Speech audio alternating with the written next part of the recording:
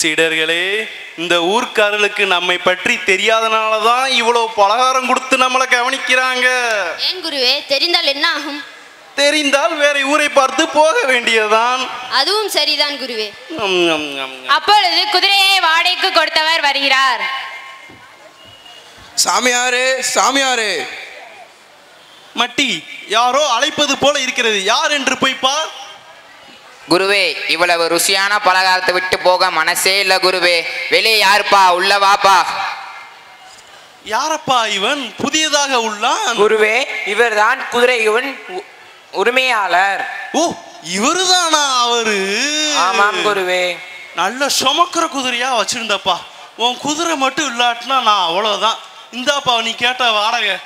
கொடுங்க சாமி. வாடா முத்து, நம்ம வீட்டுக்கு போவோம். ஏப்பா, உன் குதிரை நிழல் மட்டும் இல்லாட்டினா அந்த வெயில நான் கருத்து போயிருப்பேன். என்னது, என் குதிரை நிழல்ல படுத்தா? அவ்வளவு தைரியம் இருக்கு ராஸ்கல். அதுக்கு தனியா வாடகை தாயா 3 ரூபா. இது என்ன அநியாயமா இருக்கு? நிழல்ல படுத்ததுக்கு 3 ரூபா தரணுமா? ஆமா தரணும். ஐயோ, இது அநியாயமையா? நான் அநியாயம் நியாயம் பேசுறீங்களா? வாங்க உங்க நியாயத்தை நாட்டாம ஒருத்தர் இருக்கார், அவர்கிட்ட போவோம். அதுவும் சரிதான். வாருங்கள், நாட்டாமையிடம் செல்வோம். வாருங்கள் செல்வோம். மற்றொரு பஞ்சாயத்து கூடியது.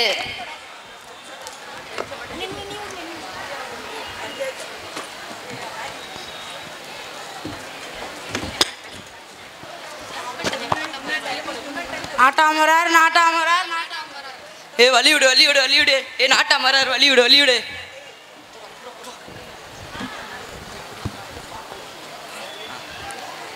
ஏய் ஏ செம்பங்கப்பா பா, இந்த செம்பப்பா தம்பர் தான்ப்பா எனக்கு தெம்பே வந்திருக்கு. வச்சிருப்பா, அப்புறமே வாங்குறேன். என்னப்பா பிரச்சனை? யாருப்பா நீங்கள் புதுசாக இருக்கீங்க? ஐயா, நாங்கள் டோலக்பூர்ல இருந்து வரோம். நாங்கள் வெளியூர் ஐயா. சரி, என்ன பிரச்சனை? அவர் தான் எங்களை பிரச்சனைக்கு கூப்பிட்டு வந்தாரு. என்ன பிரச்சனைப்பா? நாட்டாம அந்த சாமியாரும் பயல்களும் வாடகை குறைச்சு தராங்க நாட்டாம. வாடகை எவ்வளோப்பா? 5 ரூபா நாட்டாம. அப்புறம் என்னையா, சரியா தானே இருக்கு ஐயா. அந்த 5 ரூபாலாம் நாங்க கொடுத்தாச்சு. ஆனா அவரு நிழல்ல படுத்ததுக்கு 3 ரூபா கேட்கிறாரு.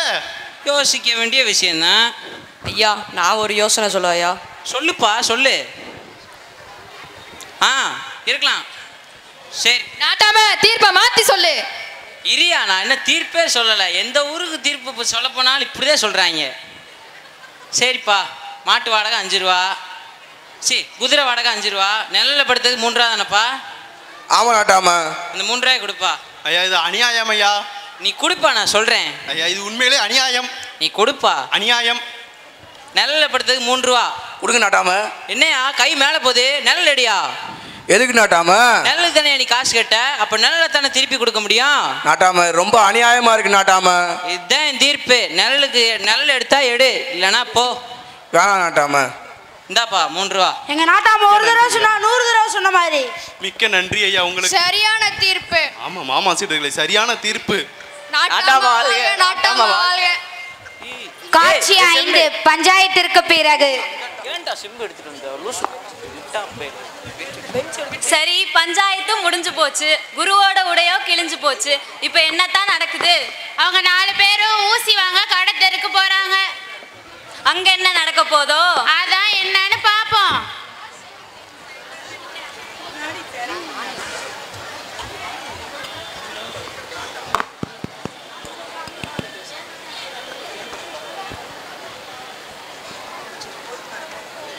என்னடா இந்த ஊசி இவ்வளவு மொட்டையா இருக்கு? மட்டி, சொல்லுங்க குருவே. குருவிற்காக கடைக்கு சென்று ஒரு நல்ல ஊசி வாங்கிட்டு வராயா? நான் சாப்பிட்டு கொண்டிருக்கிறேன் குருவே. மூடனா போக சொல்லுங்க. நானும் சாப்பிட்டு கொண்டு இருக்கிறேன் குருவே. உங்களுக்குள்ள எதற்கப்பா சண்டை? 4 பேரும் சேர்ந்து குருவிற்காக நல்ல ஒரு ஊசி வாங்கிட்டு வாங்களே. சரி குருவே. 4 ஊருக்குள் ஊசி வாங்க சென்றனர். கடைக்காரரே. யாருப்பா நீங்க? உங்களுக்கு என்ன வேணும்? எங்களுக்கு ஒரு ஊசி வேணும். என்ன தைக்கிறதுக்காகவா? ஆமாம். எதுக்கு? எங்க குருநாதரை பெருச்சாலி கடிச்சிச்சு. என்னது? இல்ல எங்க குருநாதர் வேட்டிய ஒரு பெருசாலி கடிச்சிருச்சு. ஓ அப்படியா? எப்பா உங்களுக்கு போய் ஒரு நல்ல ஊசை எடுத்துட்டு வாங்க. சரிங்க. நீங்க கேட்ட ஊசி இந்தாங்க நீங்க கேட்ட ஊசி. என்ன இவ்வளவு சின்னதா இருக்கு? இது எங்களுக்கு வேணாம். எங்க குருநாதர் 4 பேர் அனுப்பியிருக்காருன்னா அது எவ்வளோ பெரிய ஊசியா இருக்கும். இந்த பாருப்பா அதுதான் தைக்கிற ஊசி. எங்களுக்கு பெரிய ஊசி தான் வேணும். மண்டையில ஒன்றும் இல்லாத பசங்களாம் இருப்பாங்க போலக்கு. அந்த வெட்டி போட்ட மரத்தை தான் எடுத்துட்டு வரணும். வாப்பை எடுத்துட்டு வருவோம்.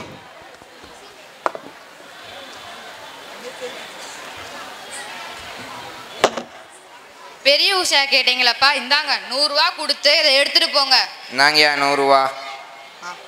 இதே மாதிரி நம்ம சாமர்த்தியமாலாம் இப்படி போட்டு பொருள் வாங்கவே முடியாது. வாங்க தூக்கிட்டு போவோம். என்னடா இது வெட்டி போட்ட மரத்தை தூக்கிட்டு வராங்க? என்னடா இது? இதுதான் நீங்க கேட்ட பெரிய ஊசி. இவ்வளோ பெரிய ஊசி இப்போ எப்போ வந்திருக்கோம் வழக்க? இது எதுவும் நம்மளுக்கு தெரியாது என்று நம்ம சீடர்களுக்கு தெரிந்தால் என்னை முட்டாள் என்று நினைத்து விடுவார்கள். ஆகா, நம்மை அவர்களுக்கு அறிவாளியாக தான் காட்ட வேண்டும். அதுதான் ஒரு மகானாக இருப்பதற்கு தகுதி. ஆமாப்பா, இதுதான் இப்போ வந்த பெரிய ஊசி. சரியப்பா, அந்த வேட்டியை பிடித்துக்கோ. சீடர்களே, மெதுவாக வேட்டியை குத்தணும். குருநாதரே, வேட்டி கிழிஞ்சிருச்சு. ஐயோ, அபச்சாரம் அபச்சாரம். இருந்த ஒரு வேட்டியும் கிழிந்து விட்டதேடா. சரி, புதுசு வாங்கிக்கலாம். இனி அந்த வேட்டிக்கு நான் எங்க போவேன் சீடனே? இருந்த ஒரு வேட்டியடா அந்த வேட்டி. சரி குருநாதா, அழுகாதீங்க அழுகாதீங்க. ஒரு வேட்டியடா, ஒரு வேட்டி. ஊசி என்றால் என்ன? என்ன திடீரென்று ஊசி என்றால் என்னன்னு கேட்கிறான்? ஊசி என்றால் ஊசி புரியவில்லையே. புரியவில்லையா? வர வர சீடர்கள் நம்மகிட்ட கேள்வி கேட்க ஆரம்பிச்சிட்டாங்க. அறிவு வளர்ந்து கொண்டே போது உனக்கு. சரி சரி, ஊசி என்றால் அது தாமதிக்காதீங்க குருவே. ஊசி என்றால் அதாவதுப்பா, ஊசி என்றால் ஊ என்றால் ஊர், சி என்றால் சிறப்பு. ஒரு ஊரின் சிறப்பு நம்மை போன்ற அறிவாளிகள் இருப்பதுதான். புரிந்ததா? புரிந்தது குருவே. நமது அறிவு நமக்கு மட்டும் இருந்தால் பத்தாது சீடர்களே. இங்க இருக்க ஒவ்வொருக்கும் அந்த அறிவு தேவைப்படுது. வாருங்கள், நம் அறிவை அவர்களுக்கு கற்றுக் கொடுக்க செல்வோம். நம் பயணம் தொடங்க வேண்டும். தொடங்கட்டும் குருவே. வாருங்கள். அடுத்தடுத்த கிராமங்களை நோக்கி இவர்களின் பயணம் தொடர்கிறது. இவர்களைப் போல் அறியாமை என்னும் மூழ்கி இருக்காமல் நாம் ஒவ்வொருவரும் வாழ்வில் உயர்ந்த நிலையை அடைய கல்வி அவசியம். கல்வி இல்லையில் வாழ்வு இல்லை. நம் அறியாமை என்னும் அரக்கனை விரட்ட தெளிந்த கல்வி அறிவு அவசியம். இதனை நம் வள்ளுவர் கேடில் விழிச்செல்வம் கல்வி ஒருவருக்கு மாடல்ல மற்ற எவை என்றார். கல்வியை கசடர கற்போம், வாழ்வெனும் வெற்றி பாதையில் செல்வோம். நன்றி, வணக்கம். எவ்வளவோ கலைகள் இருந்தாலும் நாம் திடமாக இருப்பதற்கு உறுதுணையாக இருப்பது நகைச்சுவை மட்டும்தான். அப்படிப்பட்ட நகைச்சுவை உணர்வை வெளிப்படுத்தி எங்களை மகிழ்வித்த உங்கள் அனைவருக்கும் எங்கள் நன்றிகள். வாழ்க வளமுடன். Dance forms an integral part of the culture of Tamil Nadu. Traditional folk dances of Tamil Nadu include several individual and group forms, some of which are now being practiced not only for their heritage but also for their entertainment quotient. மயிலாட்டம், கும்மி, சிலம்பாட்டம், பரதநாட்டியம், கரகாட்டம், ஒயிலாட்டம், கோலாட்டம், பொம்மலாட்டம், etc. Are they going to perform all these dances?